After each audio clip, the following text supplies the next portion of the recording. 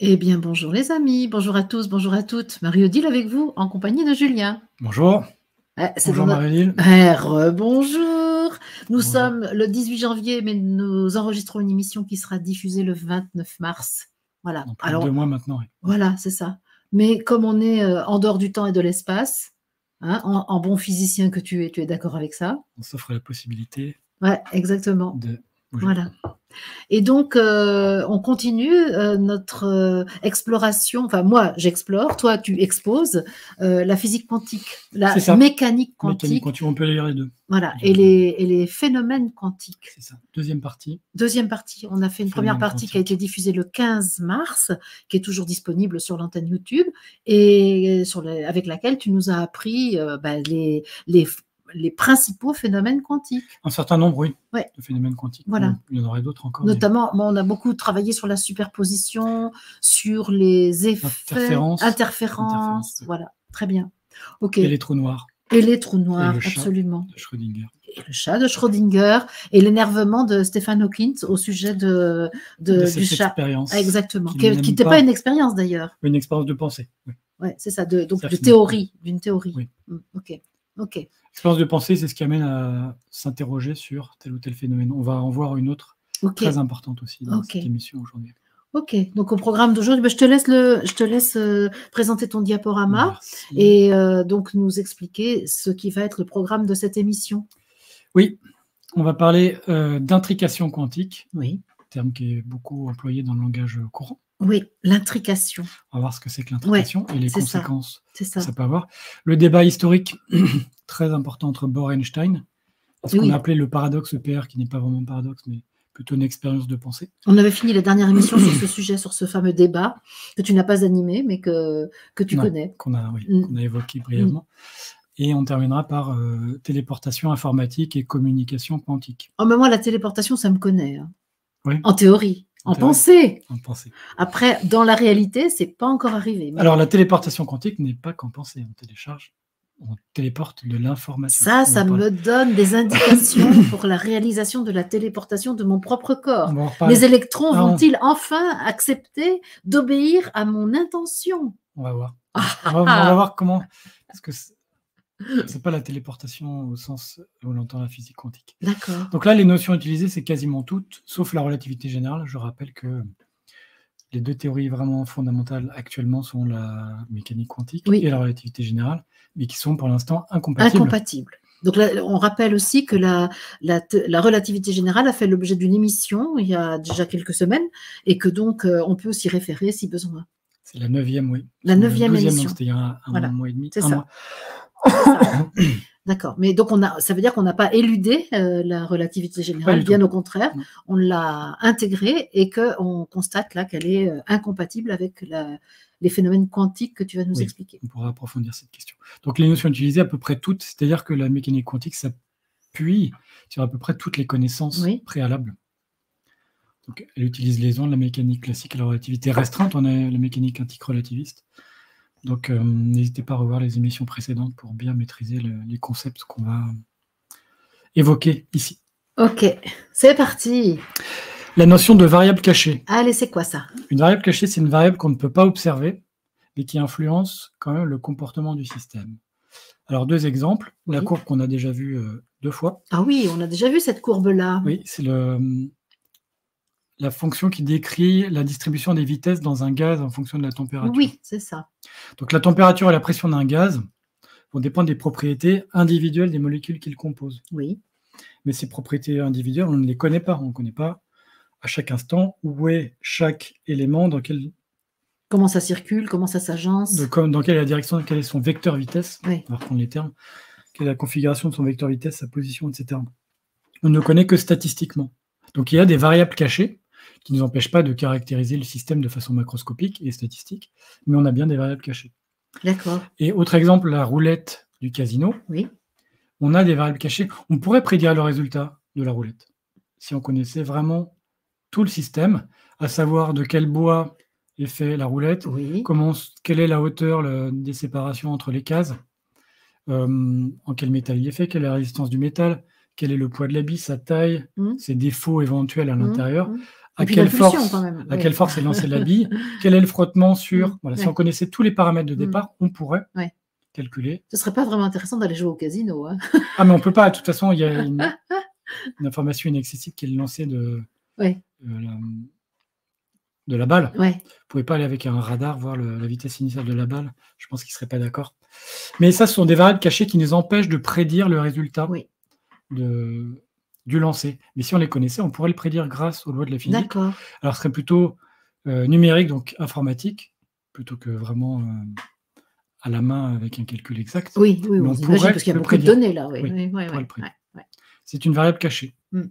On ne les connaît pas, mais on sait qu'elles influencent le système. Une autre notion qu'on a peut-être brièvement abordée, c'est la polarisation de la lumière. Oui, elle est polarisée, c'est-à-dire... Alors, la lumière naturelle n'est pas polarisée. Oui. Enfin, disons qu'une onde électromagnétique, elle est polarisée, la polarisation de la lumière, c'est la direction d'oscillation de son champ électromagnétique. Notamment, on va prendre le champ électrique. Donc, il peut osciller verticalement, horizontalement, ou toute combinaison entre les deux. D'accord. En biais, en oblique. En biais. La lumière naturelle n'est pas polarisée, c'est-à-dire que quand on prend un photon, l'axe du champ électrique est quelconque par rapport à la verticale ou à l'horizontale. Juste, on sait qu'il est perpendiculaire à la direction de propagation.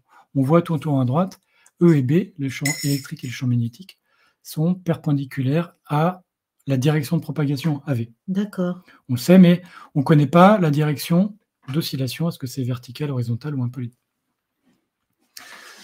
On fait une expérience, on place ce qu'on appelle des polariseurs. On les place, c'est les dispositifs noirs avec les lignes. On en place un vertical. Sur le deuxième schéma. C'est ça, on en place un vertical et un horizontal. Et on envoie de la lumière non polarisée, la unpolarized light, sur le premier. Oui. En termes ondulatoires, une lumière non polarisée qui va arriver sur ce polariseur va ressortir polarisée, selon la direction du polariseur. Tu l'as polarisé. Voilà. Ça, je comprends, là. Voilà, on oblige, en quelque sorte, dans une théorie ondulatoire, la lumière à se polariser le long de cette direction. Et ce faisant, on perd 50% de l'intensité. D'accord. Parce que... le polarisateur absorbe. Absorbe, oui. Comme il laisse passer que dans cette direction. Et oui, c'est ça. Il exclut les autres. Il exclut la moitié de la lumière. En termes corpusculaires, on dirait que le photon, il passe ou pas, avec une probabilité de 50%.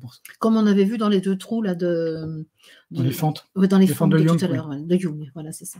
Je dis des trous, ça ne va pas, c'est les fentes de Young. Et une fois qu'on a passé le premier polariseur, si on met un deuxième polariseur croisé, donc avec une direction perpendiculaire. Ah oui, c'est vrai. Dans un premier temps, c'est vertical. Dans un second temps, le polariseur est horizontal. Oui. Donc ce polarisateur vertical a polarisé la lumière verticalement, et le horizontal en face va bloquer la lumière, parce qu'il ne laisse passer que la lumière polarisée horizontalement. D'accord. Donc deux polariseurs croisés vont nécessairement arrêter le signal. Oui.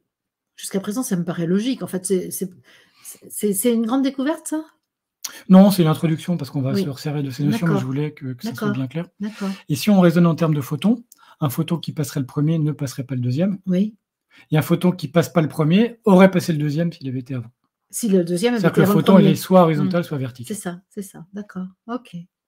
Mais avant qu'il passe par le polariseur, c'est-à-dire qu'avant qu'on mesure sa polarisation, notre photon, il est dans l'état superposé, les deux. Et c'est ça, horizontal et vertical. Voilà, c'est ça ce que je représente par les flèches. C'est ça. Flèche vers le haut, flèche vers la droite. Donc, équiprobabilité verticale plus horizontale, avec le facteur racine de 2 qui permet de s'assurer que la norme est égale à 1, donc que la probabilité est égale à 1. Ok. Donc, quand on arrive sur le polariseur, l'onde va prendre une polarisation verticale ou horizontale. Si parallèle. Voilà, si c'est parallèle au polariseur, le photon ou l'onde passe. Si c'est perpendiculaire, ça passe pas. C'est le principe du cinéma 3D.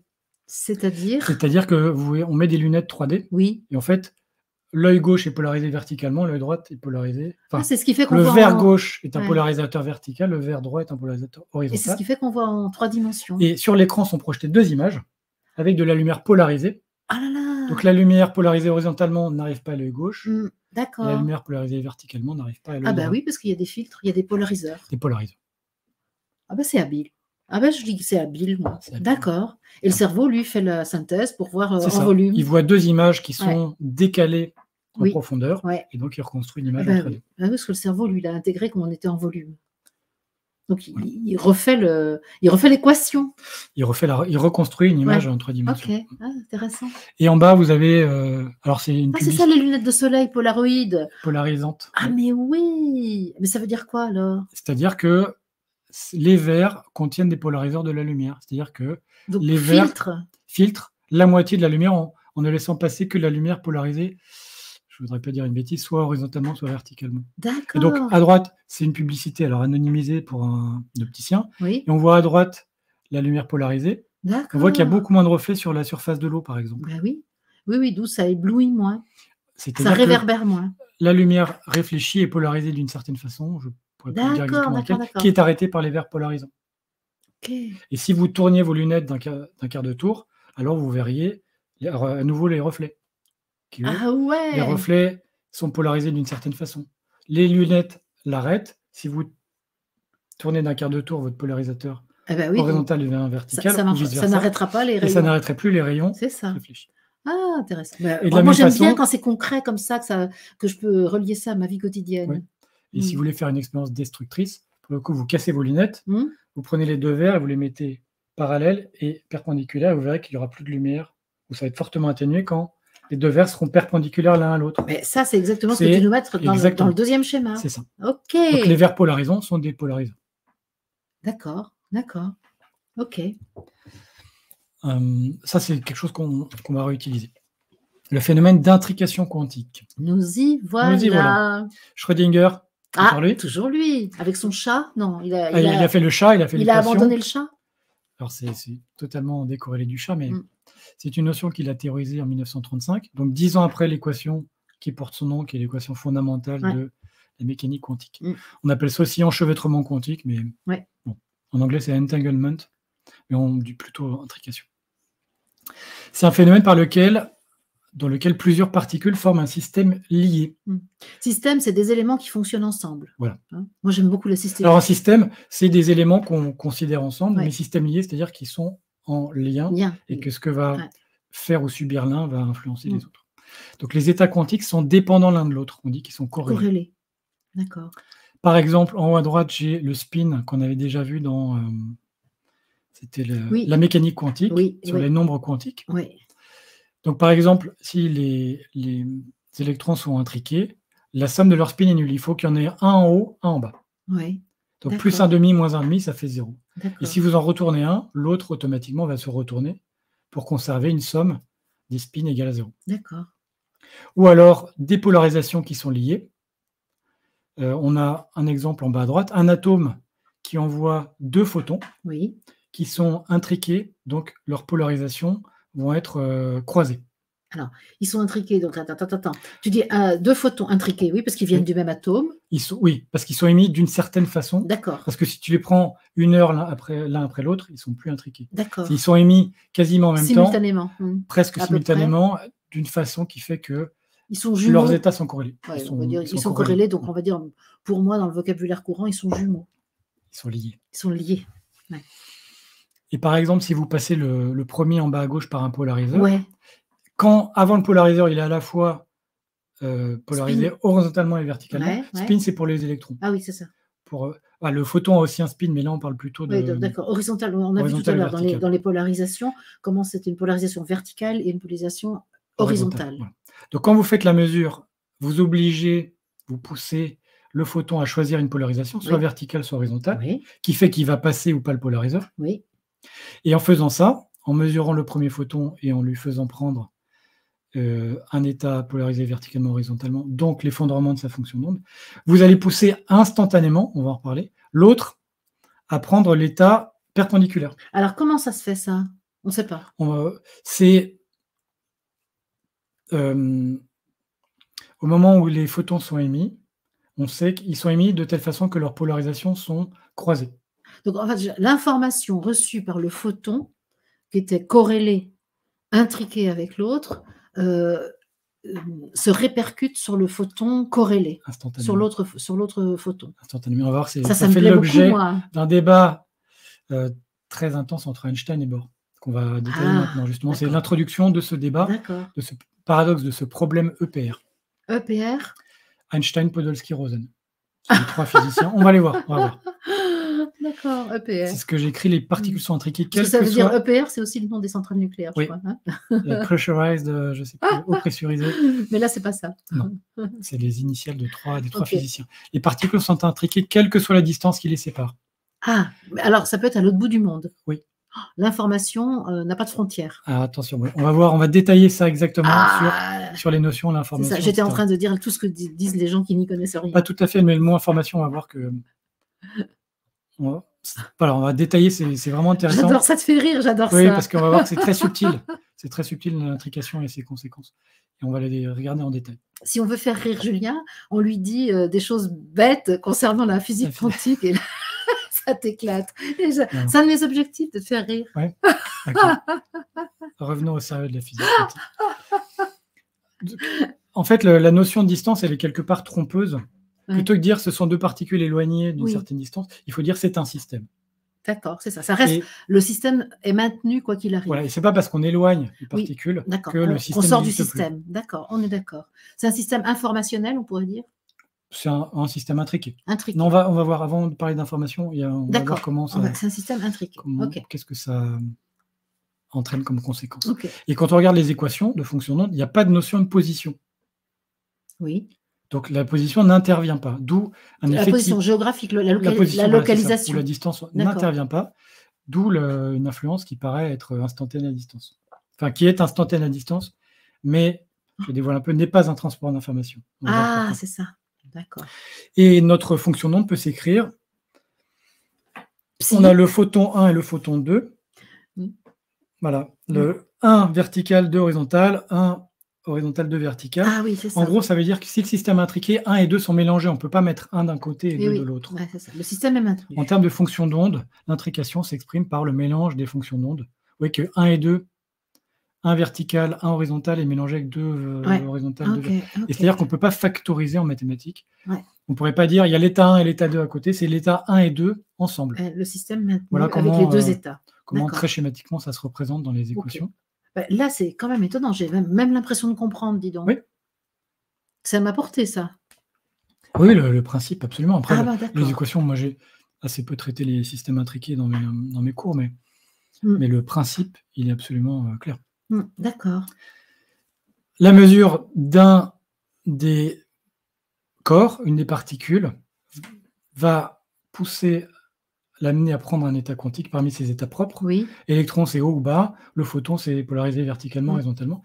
Et instantanément, comme il y a une conservation de l'état, le choix, enfin l'état la prise d'état constatée d'un va entraîner la prise de l'état opposé, complémentaire de l'autre. Et on sait lequel dirige là? Celui qui c'est celui qu'on regarde. Celui qu'on regarde va donner son information. Non, on ne va pas parler d'information. Va influencer son corrélé. Oui, il va y avoir une transmission de l'état. L'état de l'autre va être modifié instantanément. Les mesures du premier va modifier son état quantique, ce qui va modifier l'état quantique du deuxième instantanément. C'est pour le maintien, c'est pour la survie, ça, à ton avis? On ne sait pas. Je ne sais pas. D'accord. Bon, évidemment, c'est mes conclusions. La survie, c'est une extrapolation c'est ça. au macroscopique du microscopique. Alors, Marie-Odile, tais-toi. Et ça, c'est périlleux. Non, mais d'accord. Mais arrête-moi dans mon délire. Tu es là justement pour maintenir la rigueur de la science. Voilà, on fera un jour une émission sur la rigueur scientifique. Hein. Oui, c'est un projet sur le raisonnement scientifique. Oui, ça m'intéresse. Et puis, comment ça peut être tordu, comment les erreurs de raisonnement qui peuvent être assez courantes. C'est ça. Ouais. Tout ce qui est rare est cher. Le beurre bon marché est rare. Donc le beurre bon marché est cher. Le syllogisme. Le raisonnement spécieux. Le paralogisme. Oui, c'est ça. On en reparlera. Voilà. Donc ça, on va arrêter avec ça. Hein. J'y vais. Le débat Bohr-Einstein. Bohr-Einstein a donc été contemporain de Albert. Oui. Ils ont vécu à peu près au même moment. C'est un débat épistémologique. L'épistémologie, c'est la discipline qui s'intéresse à la connaissance scientifique. Donc c'est un débat l'histoire de la science, la manière dont la science se comporte. Et là, c'est un débat presque philosophique. Phrase célèbre d'Albert Einstein qui a inspiré la couverture de ce document. Dieu ne joue pas au dé. Et Niels Bohr aurait répondu, mais qui êtes-vous pour dire à Dieu ce qu'il doit faire? Mais moi, j'entends pas qu'Einstein dit à Dieu ce qu'il doit faire. Il constate. Mais il dit Dieu ne fait pas ça. Et Bohr dit, mais Dieu fait ce qu'il veut. Ah oui, ça c'est sûr. Non, Dieu ne joue pas au dé. On va voir pourquoi Dieu, il dit ça. virgule, ne joue pas au dé, s'il te plaît. C'est ce que Bohr entend. Oui, il explique que Dieu ne joue pas au dé. Oui, c'est ça. Parce que lui, il pensait qu'il y avait des problèmes dans la théorie quantique, des limites. Donc il dit, mais Dieu ne joue pas au dé, donc il y a un problème. Ouais. Et Bohr a dit, mais il ne dit pas à Dieu ce qu'il doit faire. Ouais. Et on va voir que tout le débat porte sur l'aspect indéterministe et probabiliste de la mécanique quantique. Et donc, est-ce que, juste au passage, on attribue à Einstein cette phrase qui dit « le hasard, c'est Dieu qui voyage incognito ». Est-ce que tu es d'accord avec ça? Je ne sais pas, je n'ai pas cette info. En fait, ce qu'on peut dire par contre, c'est que Dieu a une vision d'Einstein, non, que Einstein intègre la présence divine dans sa représentation du monde, absolument, oui, mais religieuse. Alors, je n'ai pas les détails de son approche religieuse, mais oui, clairement. Ouais. Il cite l'existence de Dieu. Ils sont côte à côte, les deux là? Oui. Ah, ils pouvaient se voir sans se battre. Ils se sont vus, ils ont fait des débats. Oui, il y a une photo juste après qui va montrer que c'est un débat cordial. Ils ont des beaux chapeaux. C'était les années peut-être 30. C'est ça, avant la Deuxième Guerre mondiale. Là. Ouais. C'est la fin des années 20, années 30. On va voir le paradoxe super, c'est 1935. Il y a un certain chic, on peut le dire. Alors Einstein dit il semble difficile de voir les cartes que Dieu a en main. Ouais. Je ne peux pas croire un seul instant qu'il joue au dé et utilise des méthodes télépathiques. Parce que pour lui, l'intrication quantique, transmission d'une info à un autre, il y aura une forme de télépathie. Ça ne va pas. Einstein, rappelez-vous, a écrit la relativité restreinte et générale avec la finitude de la vitesse de la lumière et donc la causalité. Ouais. Rien ne peut aller plus vite que la lumière. On va nuancer un tout petit peu ça. Ah, d'accord. Mais Einstein était vraiment pétri de cette causalité. Et Bohr, donc si la mécanique quantique ne vous a pas encore choqué, alors si vous ne l'avez pas comprise. Bon, heureusement, il y en a un autre qui avait dit qu'il ne pouvait rien comprendre. Feynman, il a dit on ne peut rien comprendre à la mécanique celle-là quantique. pour après. Ouais, c'est bien. C'est Feynman. Tout ce que nous appelons réel est fait de choses qui ne peuvent pas être considérées comme étant réelles. Ah ouais. Ah bah tant qu'à faire. On va voir. Einstein était un réaliste. Ouais. C'est ce qu'on a vu avant sur le noumen et le phénomène. Oui, noumen. Noumen, c'est la réalité, et le phénomène, c'est ce qu'on observe. Ouais.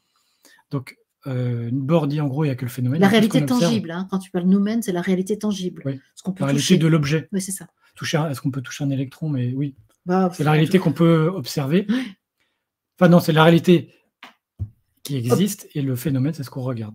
Donc, Bohr dit tout ce qui importe, c'est ce qu'on regarde. Et Einstein dit non, il y a vraiment une réalité physique derrière. Ouais, c'est ça.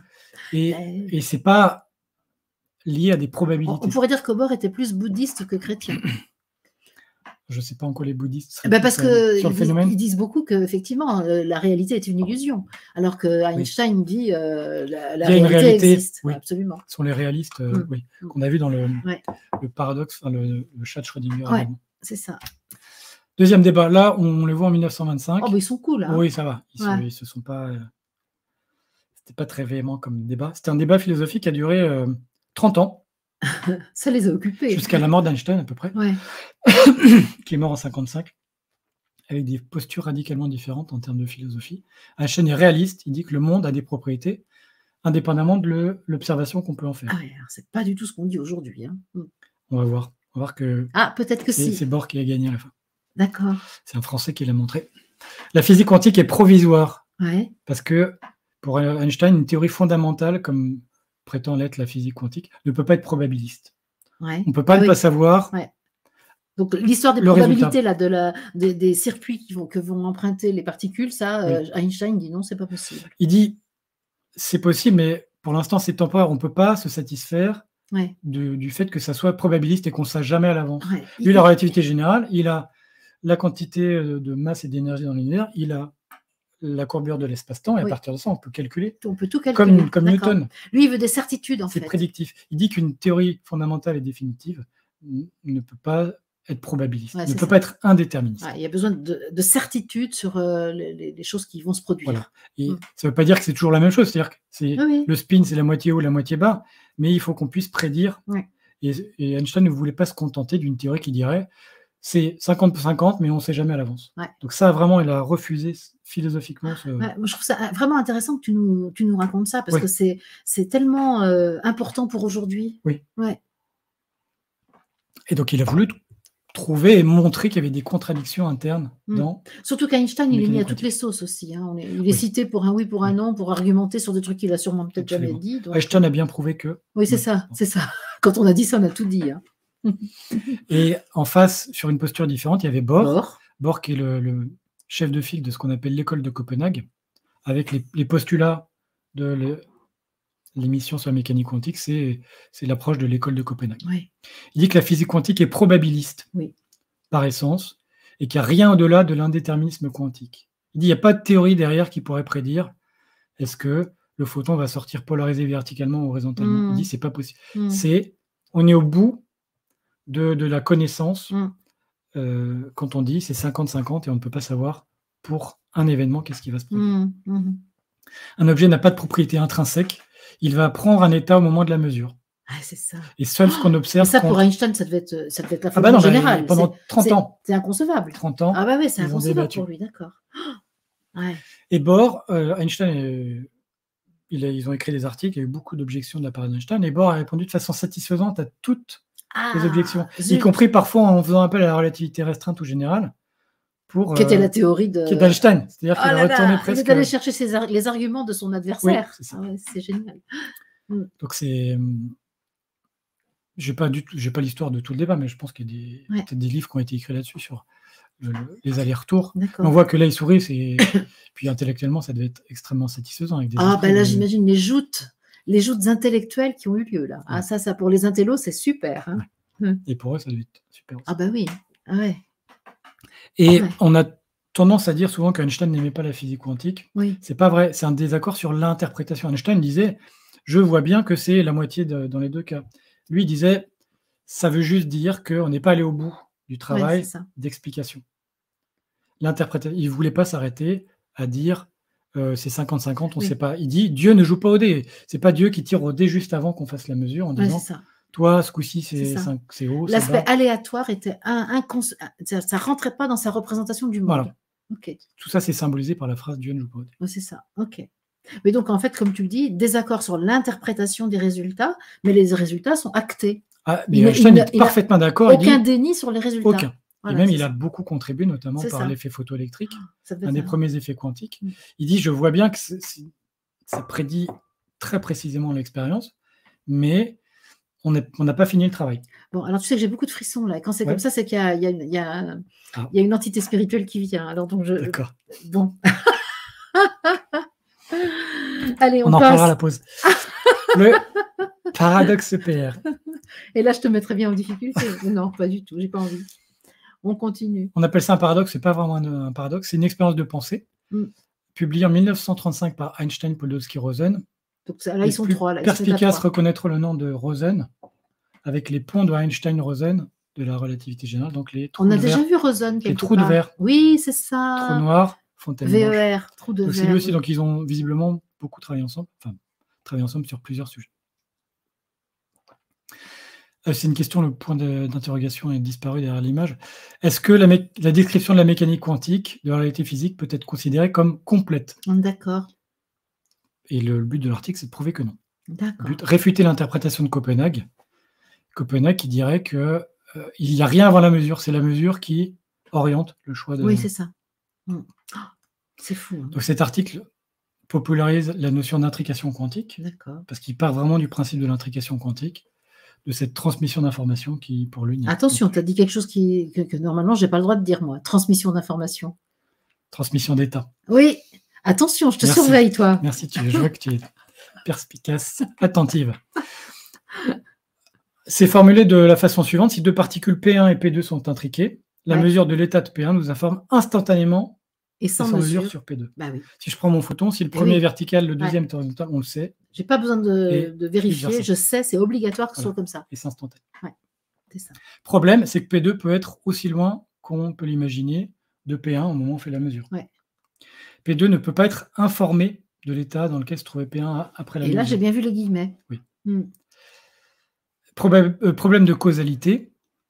P2 est dans l'ailleurs de P1. Ça, je vous invite à regarder. L'ailleurs de P1, l'ailleurs pour un objet, pour un observateur, c'est un endroit qui est trop loin pour qu'il soit atteint en un temps qui supposerait une vitesse supérieure à la vitesse de la lumière. Tu l'avais très bien expliqué avec le schéma qui est en haut à droite, là, hein, la zone grise qui est de l'ailleurs. Oui, reprenez peut-être cette explication. On ne va peut-être pas le refaire maintenant, mais l'ailleurs, c'est-à-dire que c'est l'ensemble des endroits de l'espace-temps avec lesquels on ne peut pas être causalement lié. Oui, c'est ça. C'est-à-dire lié par une information qui circulerait à la vitesse de la lumière ou moins vite. Mais donc, ça voudrait dire que, est-ce que si par exemple, la particule va dans le ailleurs, elle rompt ce qu'on appelle le système, parce que tu as dit que quand ça restait en système. C'est pas qu'elle rompt le système, c'est.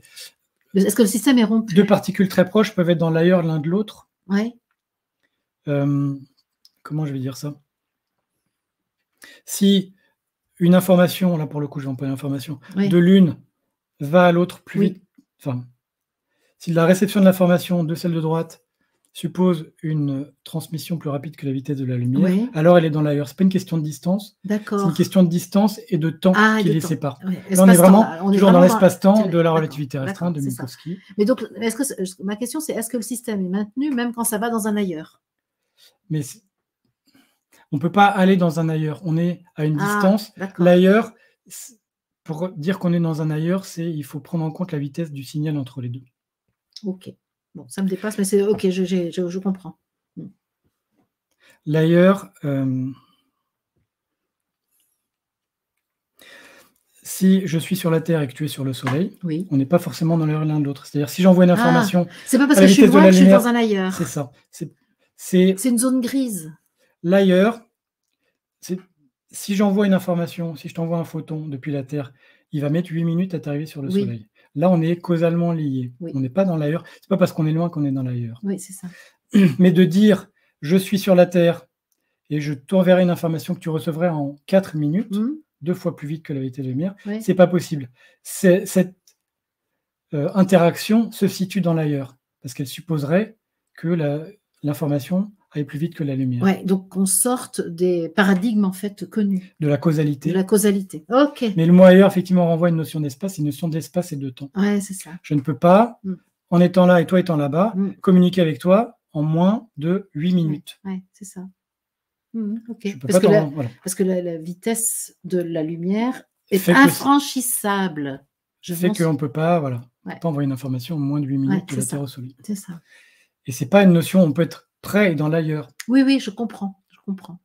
C'est-à-dire que quand je suis là, je ne peux pas communiquer de mon doigt gauche à mon doigt droit avec au-delà d'une certaine vitesse. C'est-à-dire qu'en inférieur, en moins d'un certain temps. C'est toujours une notion d'espace-temps qui n'est pas forcément évidente. Mais... Oui, c'est sûr.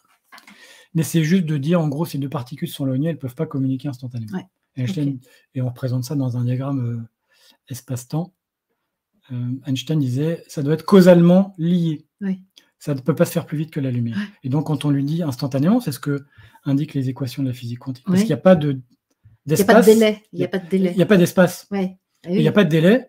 Donc, quelle que soit la distance entre les deux, le délai est instantané. Pauvre Albert, ça a dû le turlupiner, ça. Et il est mort sans avoir eu la réponse. La réponse est venue 30 ans plus tard. Ah ouais, je comprends. Là, ça a dû le tracasser beaucoup, ça. Beaucoup. Et ce qui fait qu'il n'a jamais embrassé la nature indéterministe de la fonction d'onde. Donc, comment croire que l'état dans lequel est trouvée la seconde particule après la mesure n'était pas déterminé dès le départ? Parce qu'Einstein dit, elles n'ont pas pu communiquer. L'état de l'un n'a pas pu influencer l'autre à distance instantanément. Donc, il dit qu'il y a des variables, il y a des informations qui ont dû être échangées qu'on ne connaît pas. C'est ce qu'il appelle des variables cachées. Dont tu as parlé tout à l'heure. Pour la roulette, notamment. Oui, c'est ça. On a l'impression que c'est aléatoire, mais non. C'est que juste, on ne connaît pas tous les paramètres. C'est ça. Il y a des paramètres qui nous échappent et qui ne nous permettent pas de calculer et de comprendre pourquoi ça se passe comme ça. Ça paraît. C'est ce que dit Albert Einstein. D'accord. Et les variables cachées seraient en contradiction avec la représentation de Copenhague. D'accord. Avec ces postulats. Intéressant, ce débat philosophique. Ah oui, c'est très... Alors, le problème, je vais plutôt l'appeler le problème EPR. Donc, voilà nos trois scientifiques. Rosen et Albert Einstein. Donc, le problème semble révéler une contradiction dans la mécanique quantique. Ou alors, en tout cas, une incompatibilité avec l'une des trois hypothèses suivantes. Donc, la mécanique est complète et décrit totalement la réalité. C'est-à-dire qu'il n'y a pas de variable cachée. Einstein, il dit, OK, si ça communique instantanément, c'est que le partage d'état avait été décidé à l'avance par des variables cachées. Donc, prédéterminé. Prédéterminé. Et là, il dit, la mécanique quantique est... soit il y a des variables cachées, soit c'est qu'elle ne décrit pas complètement. D'accord. Si elle décrit complètement, c'est qu'il n'y a pas de variables cachées. Mais comme lui croit qu'il y a des variables cachées, alors il pense qu'elle n'est pas complète. D'accord. D'où le titre de l'article. D'accord. Donc ça, c'est Pour lui, c'est incompatible avec ça. C'est incompatible, ou sinon avec le fait que deux objets séparés spatialement soient indépendants l'un de l'autre et qu'il n'y ait pas d'influence instantanée. Ça, c'est le principe de localité. C'est-à-dire qu'on ne peut pas avoir d'effet à distance. C'est ça. Juste, c'est local. Et c'est différent de la causalité. La causalité, c'est de dire on ne peut pas communiquer plus vite que la lumière. Oui, d'accord. La loi de cause à effet. Voilà. Oui, on peut dire ça comme ça. Ok. Mais pas tout à fait, parce que là, il y a bien une cause et un effet. La mesure d'un système influe sur l'autre. Donc, il y a bien une cause, un effet, mais l'information ne peut pas dépasser la vitesse de la lumière. D'accord. Donc, Einstein dit que la mécanique quantique est incompatible avec une de ces trois. Soit elle n'est pas complète, soit elle ne respecte pas la localité, soit elle ne respecte pas la causalité. Ok, d'accord. Et pour lui, il a envie de garder les trois. Oui, c'est rassurant. Bohr a envie de garder le premier. Oui. Il a envie de garder les deux autres suivants. Donc, il va dire que là, il y a un problème avec la mécanique quantique. Enfin, ils vont, parce qu'ils sont trois. La question va peu à peu tomber dans l'oubli. L'article date de 1935. Bohr avait une aura énorme à ce moment-là. Vraiment, c'était un des chefs de file de la physique quantique. Il a fait une réponse qui est un peu moins pertinente que d'habitude, mais ça n'a choqué personne. Et puis les physiciens... Il avait un crédit de bonne illimité. C'est ça. Et les physiciens, voyant comment la théorie expliquait les phénomènes physiques avec une précision à peu près jamais atteinte, se sont dit, bon, ça c'est un débat épistémologique, on verra plus tard. Pour l'instant, en pratique, ça marche. D'accord. Donc en fait, Bohr a bénéficié de son capital sympathie, de son capital reconnaissance scientifique. Ah oui, non, mais vraiment, au-delà de la sympathie, puisqu'il avait apporté des réponses à toutes les objections précédentes. Mais en fait, ce n'est pas sa réponse qui a été pertinente véritablement, mais l'aura dont il bénéficie. L'aura. On a dit, bon, ils ne sont pas d'accord. Jusqu'ici, Bohr a toujours eu raison. Donc on va émettre l'hypothèse qu'il a raison. Et puis, de toute façon... La rigueur scientifique, là... Et puis, de toute façon, moi, je fais mes expériences, je vois que ça marche à des précisions incroyables. Donc, le débat est tombé un peu dans le vide pendant... Il n'a pas dû être content, Albert. Une trentaine d'années. Ah Einstein est mort en 55, donc il n'a pas vu ça. Il n'a pas vu le résultat. Les inégalités de Bell. Bell, un résultat assez complexe. C'est comme le téléphone, non? Ou alors, c'est pas le même. Là, c'est un physicien irlandais, je crois. D'accord. Qui s'est réintéressé au problème. D'accord. Et qui a mis ça en équation et qui a démontré que dans certaines situations, selon qu'on prend la posture de Bohr ou la posture d'Einstein, on va arriver à des résultats expérimentaux différents. D'accord. Ils sont en contradiction expérimentale. Donc, dans certaines situations, la mécanique quantique, la façon dont elle fonctionne, exclut absolument l'existence de variables cachées. D'accord. D'accord. Donc, soit la mécanique quantique fonctionne bien, soit il y a des variables cachées. Et ça, on le savait déjà, mais Bell indique des expériences dans lesquelles on va pouvoir faire le test. D'accord. Enfin, on va savoir. Voilà. Bon, ça va mettre 20 ans encore, mais... Une expérience avec des photons intriqués va permettre de conclure. Là, on passe d'un débat épistémologique à une question d'expérimentation. Un débat philosophique épistémologique à une observation d'expérience qu'on va pouvoir mettre en place. Ça. Si la technologie le permet, etc. Là, on n'est plus dans l'expérience de pensée, on est dans l'expérience qu'on va pouvoir faire. C'est ça. Si les inégalités de Bell sont respectées, je vous passe le détail du calcul. Alors, il existe des variables cachées. Il y a des variables cachées, la mécanique quantique est mise en défaut à certains endroits. Mais si ces inégalités de Bell ne sont pas respectées, alors la mécanique quantique décrit tout à fait les expériences et on ne pourra pas avoir de variables cachées. D'accord. Et là, dans le premier, Einstein a raison, dans le deuxième, Bohr a raison. Tu peux remettre la diapo d'avant, là où il y avait les trois hypothèses. Voilà, parce que tu parlais des variables cachées, justement. Oui. Ok. Et on fait du lien avec ce que tu... Einstein dit on ne peut pas communiquer. Un état ne peut pas influencer un autre plus vite que la lumière. C'est donc qu'ils se sont mis d'accord, entre guillemets, avant, et qu'ils ont transporté une information sous forme de variable cachée qui est locale, c'est-à-dire qu'elle est attachée à chaque élément du système. Parce qu'il dit, il ne peut pas y avoir d'influence à distance. Ça, c'est la localité. Il ne peut pas y avoir de communication plus vite que la lumière. Ça, c'est la causalité. Ok, c'est bon. Donc, en gros, c'est est-ce qu'il y a des variables cachées ou pas? Et on va pouvoir faire l'expérience. Si la physique quantique a raison dans ses expériences, c'est qu'il n'y a pas de variables cachées. C'est ça. Donc Bohr a raison, Einstein a tort. Et si les inégalités de Bell sont respectées, alors c'est Einstein qui a raison et Bohr qui a tort. D'accord. C'est quand même une question, est-ce que la physique quantique est fondée, parfaite, complète? Complète. Fondée, oui, complète. Oui, c'est ça. Est-ce que c'est un outil complet pour observer le monde? Oui. D'accord. Sans remettre en cause la précision de prédiction et d'explication des résultats. Et voilà Alain. Alain Aspect, sa photo. C'est un Français? C'est un Français qui, en 1974, lit l'article de Bell. Ouais. Et qui va mettre en place un protocole expérimental qui permet de mettre en expérience une situation assez rare où Bohr et Einstein leurs approches vont donner des résultats différents. Où est-ce qu'ils travaillent, tous ces gens-là là? Alain, il est à Orsay, il est à côté de Paris. Oui, c'est ça. Donc, dans un laboratoire, d'accord. Laboratoire d'optique à Paris. Mais de haut niveau, hein, c'est pas l'opticien du coin. Non, c'est d'optique, non. Alors, il y avait des expériences qui avaient déjà été faites, précédentes, mais en étant donné la technologie, elles n'étaient pas tout à fait décisives. Il y a même des expériences qui avaient donné deux résultats contradictoires. L'une avait dit c'est Bohr qui a raison, l'autre c'est Einstein. Donc lui, grâce au progrès de la technologie, on est quand même en 74 ça commence. 80, notamment les lasers, il va pouvoir avoir une précision suffisante pour trancher de façon définitive. Alors, qu'est-ce qu'il nous dit? Alors à gauche, on a un atome de calcium qu'on va exciter avec des lasers et qui, en se désexcitant, vont émettre, c'est sur ce qu'on a sur les flèches obliques, Nu1, Nu2, deux photons de longueur d'onde différents, il y en a un vert et un violet, qui vont être intriqués. D'accord. Deux photons issus d'un atome de calcium. De la désexcitation d'un atome de calcium. C'est ça, désexcitation. Qui sont émis l'un après l'autre, à 5 nanosecondes, il me semble, l'un après l'autre, et surtout par des processus que je ne vais pas détailler. Sur des longueurs d'onde différentes, mais sont intriquées. Ils sont intriqués et ils ont des longueurs d'onde différentes. Ils ont chacun une identité, en quelque sorte. Ils ont des longueurs d'onde différentes, ça, c'est pas du tout un problème, mais la mesure de l'état de l'un va décider de l'état de l'autre. Et ça, c'est très important. Donc, en gros, il crée un protocole, ce qu'on voit à droite. Nu1, il va le détecter à gauche sur un polarisateur. C'est le carré, le rectangle avec la barre oblique. PM, c'est un photomultiplicateur, c'est-à-dire qu'on va amplifier le signal. Et Nu2 va à droite sur un autre polarisateur et est détecté aussi. Et on regarde comment se marie, est-ce que Nu1 passe ou passe pas à gauche, et comment est-ce que Nu2 passe ou passe pas à droite. Et on va varier l'orientation des polarisateurs. Voilà, je ne rentre pas dans le détail, c'est une expérience. Ça fait une quinzaine de mètres. Il les envoie dans deux directions différentes. Et pour être sûr qu'il n'y a pas d'influence et qu'il doit écarter les polarisateurs pour être sûr qu'ils n'ont pas communiqué. Que les polarisateurs n'ont pas communiqué. Par un mécanisme qu'on ne connaît pas. Donc, il les éloigne de plus que ce que la lumière pourrait parcourir entre les deux expériences. Oui, forcément. Pour la question de la causalité. La causalité. Donc, il est sûr que les polarisateurs ne sont pas causalement liés. C'est ça. Voilà. OK. Ça, c'était très important.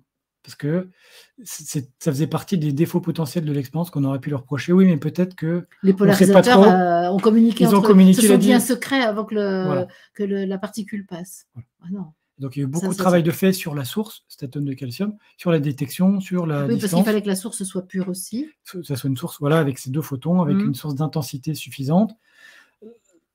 L'amélioration, l'essor des lasers lui a permis d'avoir cette source. Il faut beaucoup, ce qu'on appelle de la statistique, donc beaucoup d'événements pour faire les calculs statistiques et prouver qu'on est vraiment en dehors de tout doute raisonnable sur il fallait le faire plein de fois pour que ce soit prouvé, en fait, pour que ça aboutisse à un résultat fiable. Statistiquement significatif. C'est ça. Exactement. Ça rigole pas. Non, ça rigole pas. Alors, les résultats. Voilà. Là, à droite, on a une courbe en pointillé qui est la courbe de la physique quantique sur laquelle on superpose ces mesures. Il apporte, avec cette expérience, une réponse expérimentale au problème EPR qui était soulevé près de 50 ans plus tôt, en 1935, et lui, en 1982, il publie ce résultat, les inégalités de Bell ne sont pas respectées. D'accord. Avec une statistique très importante qui lui permet, on mesure, en gros, la probabilité de se tromper en sigma. Plus le nombre de sigma, c'est la même que le sigma Oui, on l'a vu. Du principe d'incertitude d'Eisenberg. Sigma, c'est la largeur d'une distribution, c'est une incertitude statistique. Donc 40-50 sigma, c'est-à-dire qu'il y a une chance sur l'infini quasiment que ça soit lié au hasard. Il y a toujours une probabilité que ce qu'on regarde, ça peut être le hasard, une conjonction de hasards qui font qu'on observe un truc. Si vous tirez 10 fois une pièce... C'est quoi le hasard? Si vous lancez 10 fois une pièce, vous pouvez tomber sur 10 fois face. Est-ce que vous allez dire, j'ai un pouvoir, c'est toujours face? Ou est-ce que vous allez calculer 10 fois face, c'est une fois sur 1000. D'accord. Donc, une fois sur 1000, en physique, c'est pas très significatif. Et on continue la statistique jusqu'à arriver, ça se mesure en sigma, à une chance sur 1 milliard de milliards ou je ne sais pas combien. Donc, c'est au-delà de vraiment tout doute raisonnable. Les résultats, les inégalités de Bell ne sont pas respectées. Et si vous vous rappelez ce que ça veut dire que la mécanique quantique, Bohr a raison. Ouais. Et qu'il n'y a pas de variable cachée locale. C'est ça. Pas de variable cachée locale. Oubliez le local, pas de variable cachée. Ouais. Ok. Et que donc on peut tout, tous les paramètres sont connus. Oui, que la mesure de l'état d'un système influence instantanément l'autre partie du système, n'est pas liée à des variables cachées. Ils ne se sont pas mis d'accord avant de partir. Oui, c'est ça. Donc, il doit abandonner l'hypothèse de localité. Ouais. Il y a bien une influence instantanée. Quand je mesure un photon, l'autre prend son état croisé instantanément. Alors que j'ai mesuré. Ce n'est pas une communication d'informations a posteriori, c'est instantanément. Donc ça, c'est... Donc il n'y a pas de localité. On va voir que ça ne brise pas la causalité. On va voir, la différence est assez subtile. La causalité, donc la vitesse de la lumière. La causalité. On ne peut pas dire que les particules, on ne peut pas s'en servir pour communiquer plus vite que la lumière, je vais le dire. Ah, c'est ça, d'accord. On va le voir avec les téléportations. Cette expérience montre qu'il y a bien des influences instantanées à distance. Ok. Influence n'est pas communication d'information. Oui, c'est ça. Ah, c'est ça. C'est ça, influence, oui. Ce qui lui a valu le prix Nobel 40 ans après quand même. Toujours le Alain, 82 là, comment il s'appelle, Alain comment ? Alain Aspect. Avec 2 autres chercheurs. Et le titre du prix Nobel, c'est pour leurs expériences avec des photons intriqués, établissant la violation des inégalités de Bell, et ouvrant la voie à la science de l'information quantique. Okay. Ça a vraiment aussi prouvé la réalité de l'intrication quantique. Oui, c'est ça. Donc là, il n'y a plus de doute sur l'intrication quantique. Il n'y a plus de doute sur le fait que il n'y a pas de variable cachée. Et donc Einstein, quelque part, dirait que si Dieu joue au dé, il est bien forcé de le reconnaître. Ah ouais, c'est ça. Ah là là. Eh oui. Ok. En tout cas, il n'y a pas de... Peut-être c'est pas ça, mais il n'y a pas de localité. Ouais. Il y a une influence instantanée à distance. C'est ça. Et lui, le père de la relativité restreinte, plus générale, c'était... Mais il n'aura jamais vu ça de son vivant. Pas de son vivant. Non. C'est arrivé presque 30 ans après. Ouais, c'est ça. Ok. Et le prix Nobel est arrivé 40 ans après l'expérience. Ah oui. Des fois, ça met un peu de temps. Ça met du temps. Mais après, toute l'information quantique, la téléportation quantique, la cryptographie, se sont développées pendant les décennies qui ont suivi. Je pense qu'aujourd'hui, on arrive à faire des expériences... C'est à partir des années 2000, en fait. Oui, 90-2000. Ouais. Et je pense qu'à posteriori, de voir tout ce que ça a apporté, a amené ce... Comme dit Alain Aspect, il disait « Je savais que je pourrais avoir le prix Nobel, je ne savais juste pas quand. » Et il disait « Oui, effectivement, ça mériterait un prix Nobel, mais peut-être ça aurait été jamais. » Ouais. Donc c'est arrivé 40 ans après. Il était sage. Il faut être patient. Alors, est-ce que c'est plus vite que la lumière? Alors, là, ça va être... C'est plus vite que son ombre, là, parce que c'est Lucky Luke que tu nous as mis. Oui. Donc non, l'intrication quantique est parfaitement compatible avec la relativité et le principe de causalité. Causalité, donc on ne dépasse jamais la vitesse de la lumière. On ne communique pas plus vite que la lumière. Théorème de non-communication, c'est un théorème en mécanique quantique, en raison du caractère indéterministe de la physique quantique. C'est-à-dire que quand je fais une mesure, je ne sais pas ce que je vais mesurer. D'accord. Il est impossible de transmettre de l'information à un autre observateur. C'est-à-dire, on pourrait dire que si ton photon intriqué, c'est 0, ça c'est vertical, ça veut dire oui, si c'est horizontal, ça veut dire non. Oui. Donc, moi, quand je vais mesurer mon photon qui est loin, il va prendre un état qui va forcer l'état du tien. Ouais. Mais comme je ne sais pas lequel va prendre le mien, ah oui, c'est ça. Je ne peux pas communiquer une information. Je ne peux pas dire je vais envoyer 0 ou 1 à Maëlyn. Ouais, t'es neutre.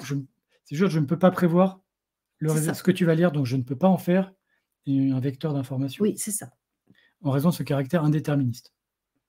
Oui. Je ne peux pas transmettre de l'information parce que je ne sais pas ce que je vais lire. Tu ne sais pas quelle est l'information que tu vas observer. Et donc, je ne sais pas... Tu ne vas pas m'influencer. Ben, je ne peux pas. Mais tu ne peux pas. Je ne peux pas parce que Ah oui. Tu ne sais pas ce que tu vas observer. Et donc, ce que tu vas observer non plus. Donc, je ne peux pas te transformer, transférer une information. Et ça, c'est le théorème de la non-communication? Oui, alors qu'il y a un tiroir qui est encore plus subtil, enfin qui est très subtil. On pourrait dire, on fabrique un système intriqué. Oui. Un électron spin-up, un électron spin-bas. Tu gardes celui-là, je rentre chez moi. Ouais. Et quand je vais rentrer chez moi, pour te dire que je suis rentré, je vais ouvrir la boîte. Ouais. Ah non, pardon. On va à un système intriqué, c'est-à-dire ton électron est dans un système superposé. Ouais. et le mien aussi. Ouais. Et quand je rentre chez moi, je dis, j'ouvre la boîte, ça va forcer le mien à prendre un état, Oui. donc forcer le tien à prendre un état. Ouais. Donc tu pourras savoir, quand le tien prend un état, Ouais. que je suis rentré. Ouais. Et comme c'est instantané, on pourrait dire... D'accord, je sais que Julien est rentré. Voilà, tout ça parce que tu sais que j'ai fait la mesure. Oui, c'est ça. Pas parce qu'il y a un résultat prédéfini. Parce que mon électron m'a signalé que quelque chose s'est passé, et donc je sais que toi, ça vient de toi. Parce que ton électron va prendre un état en même temps que le mien. Oui, c'est ça, c'est ça. Sauf qu'il y a 2 problèmes à ça. Il y a un problème, c'est que tu ne vas pas savoir que ton électron a pris un état. Mais je veux savoir quoi alors Tu ne peux pas savoir que ton électron a pris un état, parce que quand moi je vais mesurer mon électron, le tien va prendre un état, mais il ne va pas te prévenir. Oui. Au fait, j'ai un état quantique, j'ai choisi un état. Ah bah c'est pas intéressant alors. Et bah non, c'est-à-dire que tu ne peux pas communiquer. Et si tu dis, tiens, je vais regarder dans ma boîte pour voir si Julien est arrivé, ouvrir la boîte, c'est aussi faire une mesure. Ben oui, complètement. Donc je vais redonner un état à l'électron que j'observe. Soit tu vas regarder l'état qu'il a pris quand moi j'ai mesuré. Oui. Soit je vais dire c'est moi qui ai créé l'état en le regardant. Exactement. Soit j'avais pas mesuré. C'est ça. Et toi tu vas et tu peux pas faire la différence. Ouais. Il vaut mieux un SMS dans ce cas-là. Voilà, mais le SMS, il va aller moins vite que la lumière. Ah oui, c'est vrai. Et donc là, c'est vraiment... merci aux vidéos que j'ai regardées, parce que c'est vraiment subtil comme... tu ne peux pas, en raison du... Tu ne peux pas savoir pourquoi, à quel moment ton électron va prendre un état. C'est ça. Et tu ne peux même pas savoir, quand tu le regardes, d'où vient cet état. C'est ça. Est-ce que c'est toi qui le crée, enfin qui le génère, ou est-ce que c'est la conséquence de son corrélé qui l'a produit? Ok. Et donc moi, j'ai l'impression d'avoir compris. Bah oui, mais tu as parfaitement compris de ce que j'entends. Et donc moi, quand je vais rentrer chez moi en disant, tiens, j'ouvre ma boîte pour tirer ma redille, si ça se trouve, tu as regardé alors que j'étais encore sur au bout du chemin. Oui, c'est ça. Donc on ne peut pas communiquer l'information même que j'aurais regardé la particule, qui pourrait, si on a convenu à l'avance de ce que ça veut dire, être une transmission d'information. Ok. Je sens que ça va nous emmener dans les questions de transmission de conscience à conscience, tout ça. Peut-être toi, moi, j'ai pas prévu d'en parler. C'est ça qui est beau entre nous, Julien. Donc, il est impossible de communiquer l'information plus vite que la lumière. C'est ça. Il faut, pour vérifier... Donc, la loi de causalité est respectée. Oui. J'ai compris ça. Même si l'état influence instantanément l'autre, comme nous, on ne peut pas en tirer d'informations, parce que le principe de causalité s'applique à l'information, à l'énergie et à la masse, et à un corps. Il ne s'applique pas à un changement d'état intriqué. Ok.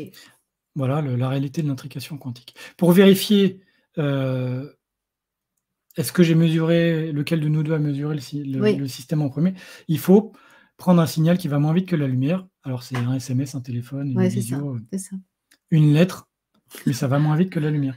Une lettre par la poste. Une illustration ou alors des signaux de fumée. Mais un tam-tam. Un tam-tam qui va à la vitesse du son. Mais on ne peut pas aller plus vite que la lumière. Ça veut dire que l'intrication ne respecte pas la localité, l'influence se fait à distance instantanément, mais respecte la causalité. C'est ça. Là, on a bien compris. La notion est, voilà, j'ai mis du temps à comprendre ça. Enfin, tu l'expliques très bien, parce que j'ai l'impression d'avoir compris. J'ai demandé du travail, beaucoup de vidéos que j'ai mises en référence aussi à la fin. Il y a vraiment des gens qui ont fait un travail très intéressant. Je te donne la Légion d'honneur, Julien, pour tout ce travail réalisé pour cette antenne YouTube. Consacrée à... C'est la Légion d'honneur, non merci. À l'unification. Oui. C'est la partager avec certaines personnes. Je préfère la refaire. C'est ton petit côté rebelle, ça. Les applications pratiques de l'intrication quantique. Oui. Donc, cette expérience a donné du crédit à l'intrication quantique et à lancer de l'intérêt pour le sujet. Et ça a ouvert les domaines de la communication et de la téléportation quantique. Très bien. On en a parlé déjà un peu en avance dans l'émission d'avant. La science fondamentale n'a pas pour but d'avoir des applications.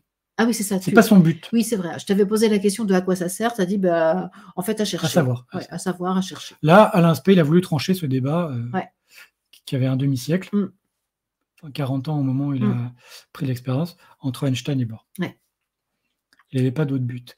Des applications, mais ça arrive par exemple, là, à droite, vous avez le premier circuit intégré. Il a eu le prix Nobel aussi, c'est Kilby. Il était stagiaire en 1958, il n'avait pas de vacances. Il n'y avait pas son maître de stage. En gros, il a pris des éléments, il a branché, et il a découvert un comportement physique nouveau. Et aujourd'hui, des circuits intégrés Voilà, il y a une petite coquille. Oui, c'est un circuit avec un S. Ah, ouais. On corrige. On corrige. Circuit intégré qu'on a dans tous les appareils électroniques. Et comme c'est intriqué, c'est bon, là. Ça va se corriger tout seul. Et à partir de un stagiaire qui cherchait une expérience comme ça pour le plaisir, il n'avait pas de but, il a découvert les circuits intégrés, après qui ont une influence vraiment fondamentale dans nos vies. Okay. Le laser, pareil. Et Internet, qui est né au CERN, c'est-à-dire que les chercheurs, ils en avaient marre de changer de bâtiment pour s'échanger des données. Ouais. Donc Zeno va faire passer un câble sous-sol et puis on pourra parler comme ça. Et voilà, on voit ce que vous donne Internet. On voit ce qu'a donné Internet. Ah bah, donc c'était pas le but. Ils ne sont pas dit, on va faire un réseau global qui va relier tous les ordinateurs de la planète. Tu vas adorer ma comparaison. C'est comme la tarte tatin. Ah. Bah oui, qui est née d'une erreur. C'est les sœurs Tatin ont mis la tarte à l'envers et ça a donné la tarte tatin. Parce qu'au départ, tu vois, c'est pareil. Ça, c'est un rattrapage d'erreur. Mais oui, on va dire que c'est connexe. La recherche fondamentale n'a pas de but immédiat d'application. Oui, c'est ça. Mais ça en a par hasard, et puis après, ça en a au niveau des technologies, du développement des technologies.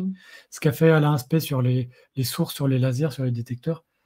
Parce qu'après, il y a en termes d'électronique, c'est de l'électronique qui va très très vite. Donc ça a des répercussions aussi techniques. Oh là, qu'est-ce que tu nous fais là? Le clonage. Ouais, c'est quoi ça? Vous reconnaissez Dolly. Dolly. Oui, la pauvre. Sur le site, sur Wikipédia, ils ont quand même mis sa date de naissance et date de décès. Ouais. C'est quand même assez incroyable pour un animal. Oui, quand même, oui. Voilà. Bon. On peut dire que là, au niveau intrication, là, à mon avis, il y avait sûrement un petit peu d'information humaine qui lui a été transmise. Ouais, hein. Au niveau mélange des genres. Ouais. Et donc Dolly, c'est sa photo, mais c'est la photo de Dolly empaillée. Ils l'ont empaillée. Ah bah oui, tant qu'à faire. Ils l'ont empaillée, ils ont mis sa date de naissance. Donc, pour cloner, il faut 3 éléments. Il faut l'élément à copier, l'élément qui va recevoir la copie, et la procédure pour copier. Oui. Le cas classique, c'est facilement réalisable. Le fichier que vous regardez en ce moment, le PDF, il a été cloné de l'ordinateur qui héberge ton site à votre ordinateur. Oui, c'est ça. Comme il a été cloné du mien à ton ordinateur. Bien, c'est ça. Donc ça, c'est facilement réalisable. Il a été copié, en fait, hein, c'est ça. Oui, cloné. C'est une copie conforme. Oui, c'est ça. La copie peut être un peu différente de l'original, notamment en biologie. On clone l'ADN, on ne clone pas l'être lui-même. Oui, c'est ça. Là, on clone en fait son encodage. L'information génétique. Voilà, c'est ça, l'information génétique de l'être. Donc Dolly, c'était le premier mammifère qu'on a cloné dans les années 90. Ouais. La croissance, l'expérience de l'être n'est, elle, pas reproductible. Oui. Par exemple, les jumeaux homozygotes, les vrais jumeaux, n'ont pas exactement les mêmes empreintes digitales. Oui, c'est ça. Après, si on se blesse, une petite cicatrice à droite, à gauche... il y a une différenciation qui se fait. Une petite différenciation. Voilà, en biologie, la copie conforme n'existe pas. Et ce qui est important dans le clonage, c'est qu'il faut un élément qui va recevoir la copie. Ah oui, alors donc il faut un support pour recevoir la copie. Si je n'avais pas d'ordinateur, je ne pourrais pas recevoir ton PDF. Exactement. Absolument. Et donc, notamment en biologie, pour la téléportation quantique, on va voir que ça... D'accord. On ne peut pas... La téléportation quantique n'est pas le déplacement d'une personne. C'est ça. C'est on prend l'information d'un support vers un support qui peut la recevoir. On copie sur l'autre support. D'accord. Impossibilité du clonage quantique. Ça, c'est un théorème de 1982. On ne peut pas faire une copie identique, des copies identiques d'un système quantique inconnu. Un système superposé. Tu ne peux pas dire j'ai un système quantique, j'aimerais bien l'étudier plusieurs fois. Donc, si j'étudie une fois, je vais briser la superposition des états. Donc, on va dire je vais le cloner 10 fois, je vais faire 10 mesures. Oui, c'est ça, ça me permettra de faire mes mesures sans interférence. Oui. C'est ça, et de détruire la superposition, un après l'autre, et de le faire autant de fois que je veux. Ça n'est pas possible. Et de la même façon, on ne peut pas faire la mesure et copier le système parce que quand on faisant la mesure, on perd la superposition. Donc, on ne peut pas cloner un état superposé. OK. Un article de, je ne sais plus quelle année, 97, on peut faire des copies imparfaites. Par exemple. Partielles. Oui.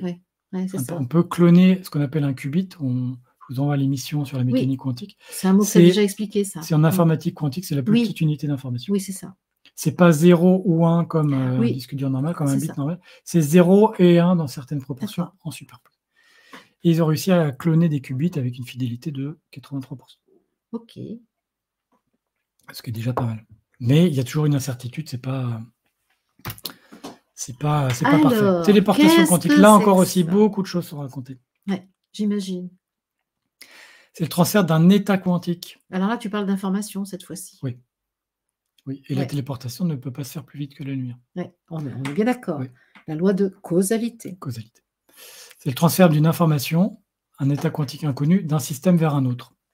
Le système récepteur doit être similaire et distant. Oui. Enfin, par définition, il est distant. Il ne faut pas qu'il soit mêlé à l'émetteur. Il faut que le récepteur soit distant de l'émetteur. Disons qu'il peut être distant. Et on doit pouvoir faire une téléportation sans connaître la localisation. Ah oui, d'accord. Et par contre, il faut qu'il soit similaire pour recevoir l'information. Oui, c'est ça. Il n'y a pas de transport de masse ou d'énergie ou du système lui-même. Oui. Masse, énergie, système, information ne vont pas plus vite que la lumière. Oui, et la téléportation, c'est pas comme dans Star Trek, on prend le corps de l'un, on le dématérialise et on le rematérialise sur une planète à l'autre bout de l'univers. Non. Téléportation quantique, c'est une téléportation d'un état quantique, d'une information. Ce n'est pas un clonage. Oui. On ne le duplique pas, on le transporte. C'est-à-dire que c'est une opération destructive. L'information que j'avais sur mon système ici, elle n'existe plus puisqu'elle est transportée ailleurs. Oui. Okay. Et je ne rentre pas dans le détail, mais la procédure de téléportation suppose une mesure. Je vais faire une mesure de mon état quantique. D'accord. Et après, je vais envoyer l'information à l'autre système qui va lui permettre de reconstruire. Okay. Donc, à un moment donné, c'est la nécessité d'utiliser un canal classique. Je prends mon téléphone ou j'envoie un mail. Donc, il y a un canal causal pour transmettre des informations. Oui. Il y a une utilisation de l'intrication. L'intrication est une influence instantanée à distance. Mais en parallèle de ça, il faut que je prenne mon téléphone pour dire « j'ai mesuré mon système, j'ai trouvé ça, introduis ça dans ton système à toi pour rétablir l'état quantique qui va rester inconnu. Okay. Il reste inconnu, il est identique à l'autre, mais on a besoin d'un échange d'informations. D'une action. Okay. Donc la téléportation quantique ne peut pas se faire non plus vite que la lumière. Et encore une information, c'est que l'envoyeur, moi qui dispose de ce système que j'ai envie de téléporter chez toi, je ne connais pas l'état de mon système. Ah oui, tu n'as pas de maîtrise. Sinon, il faudrait le mesurer. Et bien donc tu le changerais. Et tu le perturberais. Donc là, on transmet bien un état inconnu depuis mon système à un état inconnu sur ton système. On duplique l'information de l'état inconnu. C'est toujours inconnu, mais c'est identique. Et pour ça, ça passe par un protocole où moi, je dois mesurer et te transmettre une information de ma mesure. Donc, avant de pouvoir, avec un bouton sur le bras, rentrer sur le vaisseau mère de Star Trek, on n'y est pas. J'ai jamais vu Star Trek. Et même, fondamentalement, c'est pas du tout ce que ce qu'est la téléportation quantique. Et téléporter de la matière, c'est pas du tout, aujourd'hui, possible. Dans l'actualité. Non, et je ne sais même pas si c'est permis par les équations de la mécanique quantique. On n'est pas sur une téléportation de matière. Oui. On est sur un transport d'informations à une vitesse inférieure à celle de la lumière. Oui, c'est ça. Ok. Donc, quand moi, je parle de téléportation, je parle bien, moi, du corps qui pourrait se transporter instantanément à un autre endroit. Mais ça, c'est pas de la physique quantique. C'est pas de la téléportation quantique. Exactement, c'est pas de la téléportation quantique. Donc, c'est pas la peine de venir chercher dans la physique quantique des éléments qui viendraient prouver la possibilité de la téléportation de mon corps. Merci. Et bien, ça, c'est bien. Ça me plaît. Parce que c'est pas la peine. C'est soit on y va, soit on n'y va pas. C'est pas la peine, c'est même peine perdue. Parce que c'est pas ce que dit la physique c'est pas du tout ce que dit la physique quantique. Ah ben ça, c'est clair. Mais dans le langage courant, la téléportation, c'est Star Trek. Star Trek, je ne sais pas ce que c'est. Star Trek, c'est une émission futuriste sur le vaisseau Enterprise de Captain Kirk et Spock. Bref, qui sont des explorateurs de l'espace qui vont de planète en planète pour résoudre des problèmes. Et qui vont physiquement. Et qui vont physiquement. Donc, leur vaisseau se déplace plus vite que la lumière avec des propulseurs spéciaux, déjà. Et puis, une fois qu'ils sont en orbite autour d'une planète, c'est l'image, ça, ils vont dans un dispositif qui les téléporte physiquement sur la planète. Et qui les rapatrie physiquement dans... ils appellent le capitaine resté sur le vaisseau, c'est bon, ramène-nous au vaisseau. Et ils sont dématérialisés. C'est l'image commence, on voit que ça commence à être dématérialisé. Et ils sont rematérialisés. Ça, c'est pas du tout une téléportation quantique. D'accord. Et pour l'instant, téléportation quantique, c'est on transforme l'information d'un système à un autre. On est quand même loin de téléporter physiquement 5 bonhommes de 80 kg. C'est ça, ok. 5 personnes. Ok. C'est clair. Ont été faites des expériences de téléportation. Quantique, oui. D'accord. Ça peut être paraître des prouesses technologiques, mais c'est bien prévu par la théorie. La téléportation quantique n'est pas du tout en dehors de la c'est pas fumeux, c'est quelque chose qui est prévisible, qui s'organise. Et calculable. C'est ça. Premier article il y a une trentaine d'années. Première expérience quelques années après. Oui. En 2017, on a une téléportation depuis le sol jusqu'à un satellite à 1400 km de là. Oui. C'est l'image. Et regardez un peu on a des schémas des dispositifs expérimentaux. Voilà, tout ça pour transporter l'information d'un système. D'accord. Alors avant d'avoir ça autour du poignet et de pouvoir se téléporter... Oui, il y a de la marge. On n'y est pas. Et 2020, plus récent, on aura le temps de s'habituer. Fermilab, nommé en l'honneur de Fermi, Enrico Fermi, physicien italien. Ils ont réussi à faire une téléportation prolongée de qubits lumineux avec une fidélité de plus de 90%. D'accord. Donc là, c'est pas juste une fois ou quelques fois, c'est sur une période plus longue. Avec un bon paquet de statistiques pour dire que ça marche. Oui. On a bien compris qu'il faut de la statistique pour avoir une certitude. Oui. L'ordinateur quantique. C'est quoi ça? On en parle beaucoup. Ouais. Donc là, une photo de l'ordinateur quantique de IBM. Google en font aussi. Il y a plein de gens qui en font. C'est au lieu d'être un ordinateur classique qui fonctionne avec des bits 0, 1, on fonctionne avec des qubits. Oui. Qubit, c'est la plus petite unité de stockage d'informations. C'est une superposition de deux états qui s'appellent quête 0 et quête 1 avec des coefficients alpha-bêta. C'est ça. Il y a à la fois l'état 0 et l'état 1 qui sont superposés. Et ça, c'est un qubit. Alors qu'un bit classique, c'est 0 ou 1. Oui, c'est ça. Donc, ces ordinateurs utilisent les propriétés quantiques, superposition des états à intrication, pour effectuer des opérations de façon parallèle, ce qui donne une puissance de calcul énorme. Pour réaliser physiquement un qubit, on a eu des problèmes qui sont notamment la décohérence quantique, qu'on a vu à la fin de l'émission précédente, qui est que le qubit, pour qu'un état puisse être superposé, il faut qu'il ait des propriétés quantiques. Après, la capacité à fabriquer des systèmes, la miniaturisation a des limites. Et donc, pour faire des qubits de taille qu'on puisse fabriquer, on se heurte à l'interaction avec l'environnement qui fait qu'on perd les propriétés quantiques. Donc, il y a une des grandes prouesses technologiques, c'était d'isoler le qubit pour qu'il puisse garder ses propriétés de superposition quantique et pas être perturbé par l'extérieur, comme le chat de Schrödinger. Oui, le chat de Schrödinger, bien sûr. Et puis n'importe qui on va dire, subit l'influence de son environnement. Oui. Okay. Et ils ont ce qu'on appelle des grandes capacités de factorisation qui permettent de casser de nombreux systèmes cryptographiques actuels. Alors, c'est pas factorisation, c'est mise en facteur commun? Exactement. C'est les méthodes de cryptage utilisent beaucoup les nombres premiers, des nombres premiers immenses qu'on ne sait pas factoriser. Parce qu'ils sont même le produit. Voilà. Non, pardon, des nombres très longs qui sont des facteurs de nombres premiers, qui sont des multiplications de nombres premiers. Donc, la factorisation, c'est la décomposition en nombres premiers. Là, il y a un exemple, 1 10 021, qui est le produit de ces nombres premiers. Et si on met des nombres très très longs, ça permet, étant donné qu'on ne sait pas les factoriser... Rappelle-nous, nombres premiers, c'est les nombres qui sont indivisibles. Divisés par eux-mêmes et par 1. C'est ça. Et pas par les autres. C'est ça. Divisibles par eux-mêmes et par 1. D'accord. 17. 59 n'est pas divisible par... Ça ne fait pas partie de nos tables de multiplication. Les nombres premiers. Et donc, effectivement, si on met 1 10 021, donc 100 021, 10 021, pardon, je ne sais pas très bien lire les chiffres, c'est 17 fois 19 fois 53 fois 59.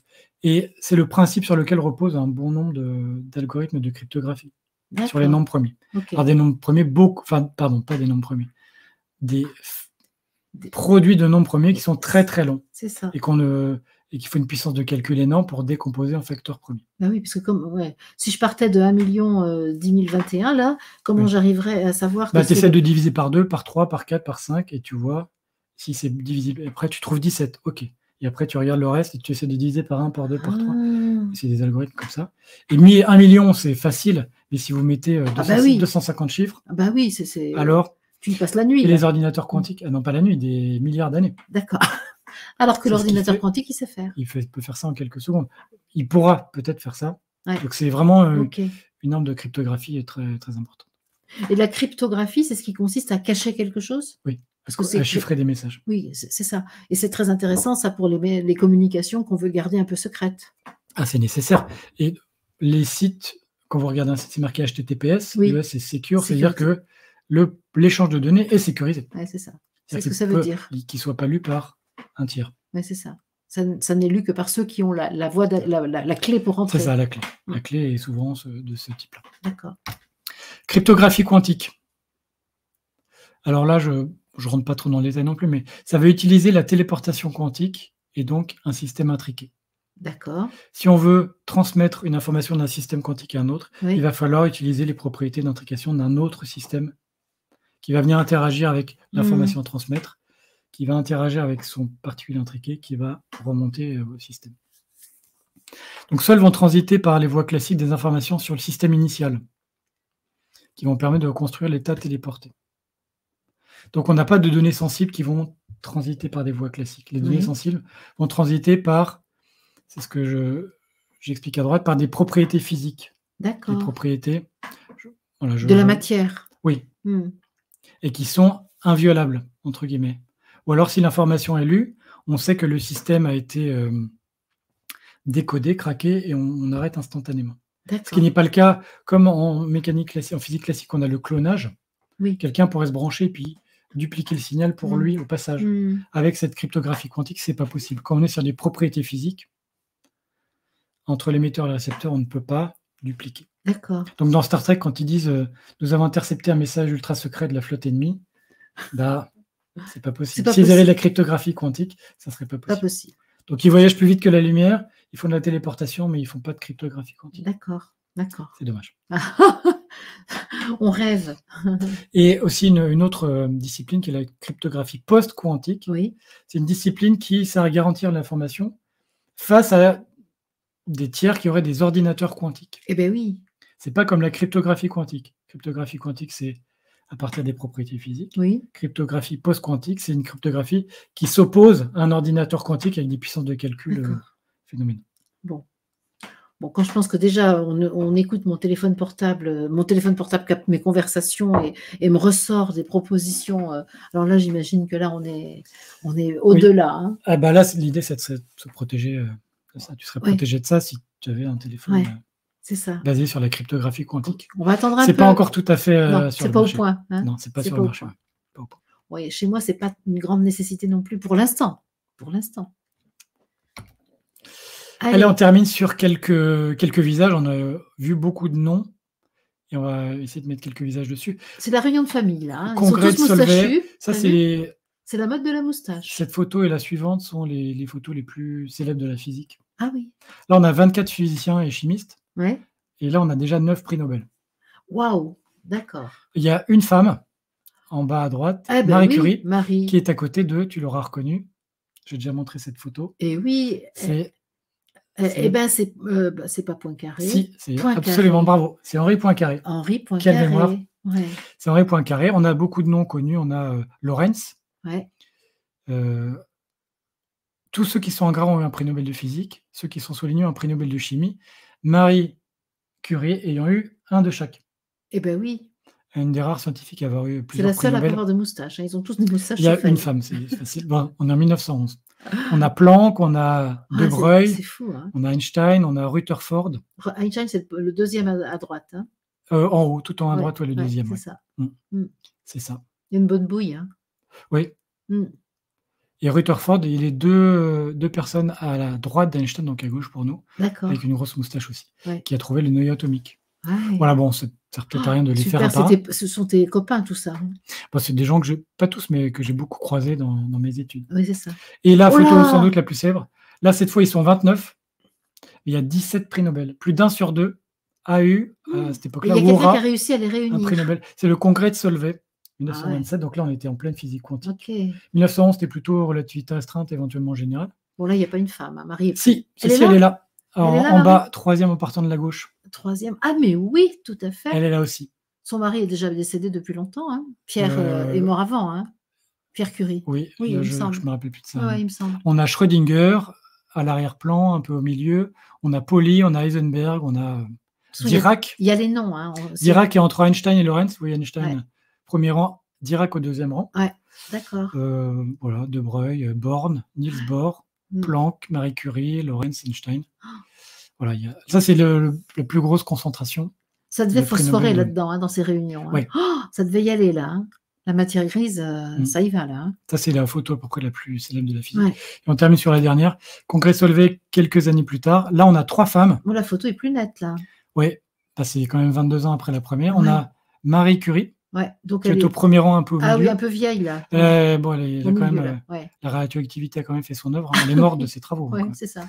3 personnes à gauche, on a Irène Joliot-Curie. Ah, Joliot-Curie, mais alors pourquoi Curie? Ah, c'est sa fille. C'est sa fille, c'est la femme de Frédéric Joliot, qui est aussi là, le deuxième en partant de la gauche, qui est au-dessus d'elle. Ouais. Et tout à droite, premier rang, on a Mademoiselle Mettner, la deuxième en partant de la droite. D'accord. Donc il y a 3 femmes, tu vois, ça se féminise quand même beaucoup, entre 27 et 33. Ok.